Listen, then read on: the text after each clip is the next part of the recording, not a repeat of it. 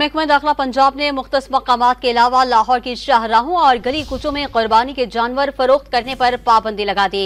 अमन अमान के क़याम और ट्रैफिक की रवानी बरकरार रखने के लिए दफा 144 नाफिज कर दी गई है। मज़ीद तफसीलात जानेंगे डॉन न्यूज़ के नुमाइंदे अली वकार से। अली वकार, तफसीलात से आगाह कीजिएगा।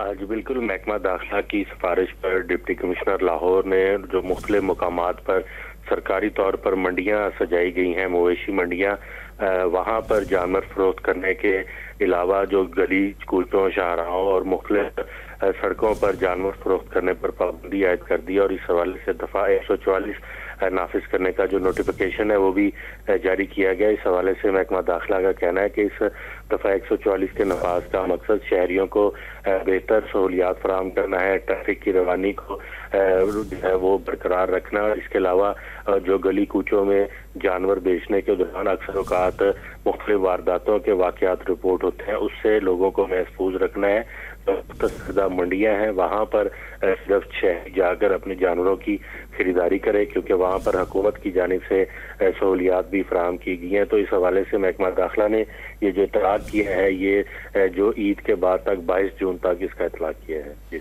लाहौर में मुख्तलिफ मकामात के अलावा दीगर जगहों पर जानवर फरोख्त करने पर पाबंदी लगा दी गई है। अली वकार हमें तफसीलात से आगाह कर रहे थे, आपका शुक्रिया।